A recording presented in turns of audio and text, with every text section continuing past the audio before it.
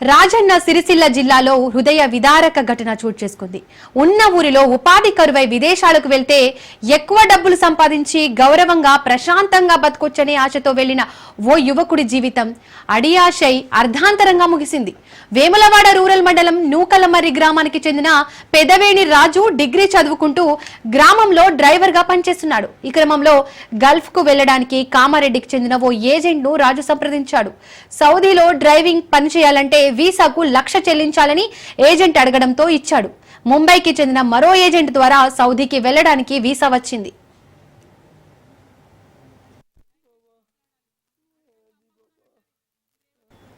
అప్పు చేసి 10 రోజుల క్రితం సౌదీకి వెళ్లిన తెల్లారి నుండి అక్కడ గొర్రెలు మేపడం, ఎడారిలో కూలి పనులు చేయించడంతో అవాక్కైపోయాడు. తాను డ్రైవర్ పని కోసం వచ్చానని అక్కడి యజమానిని రాజు ప్రశ్నించడంతో దాడి చేసి కొట్టారు. ఈ విషయం తెలుసుకున్న తల్లిదండ్రులకు తెలపడంతో ఏజెంట్ వద్దకు వెళ్లి ప్రశ్నించారు. తమ కుమారుడిని ఇంటికి రప్పించాలని కోరడంతో అతడు తిరిగి ఇండియాకు రావాలంటే మరో 1,20,000 ఇవ్వాలని ఏజెంట్ అడిగాడు. దీంతో మళ్లీ అప్పు చేసి అడిగిన డబ్బులు చెల్లించడంతో రాజు హైదరాబాద్ వచ్చాడు.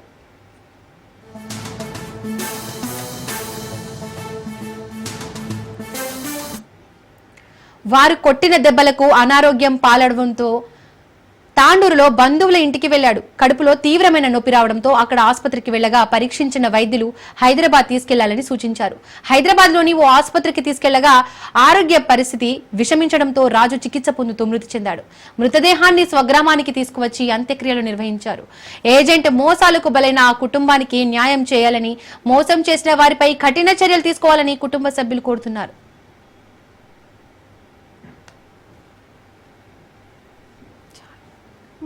जी बाबा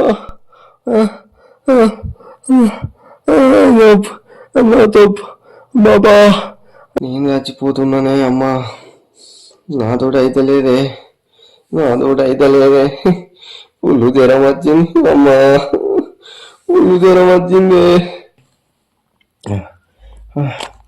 2 times blood coming, nose blood coming and no work. I am request. Please Baba, lemon. I want lemon Baba. Evening 3 o'clock, 5 o'clock. I am complete 3. Please Baba. Baba. Ji Baba.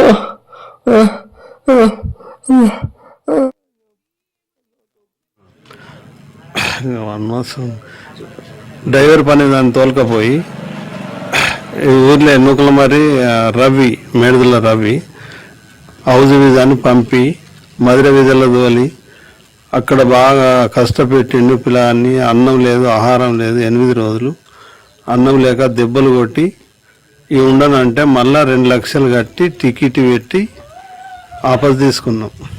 పోంగ 1,00,000 కట్టినాం, మళ్ళీ 2 లక్షలు, మళ్ళీ దవాఖానలో 1,00,000 అయింది. ఇంత ఖర్చు అయింది, అయినా బతకలేదు. అంతవరకు ఆయనతో చనిపోయిండు వచ్చి ఒక్క రోజుకే. అక్కడ కొట్టిర్రు, బాగా ఘోరంగా కొట్టిర్రు. ఇక మేము తెప్పించుకున్నాం బతకడం అనుకున్నాం కానీ బతకలే. వచ్చినాక ఒక్క రోజులనే చనిపోయిండు. అన్నీ 29 తారీఖు పోయిండు, 8 తారీఖు వచ్చిండు. గింతేస్తాం మాట్లాడిండు. మరి గ్రామం వనవాసం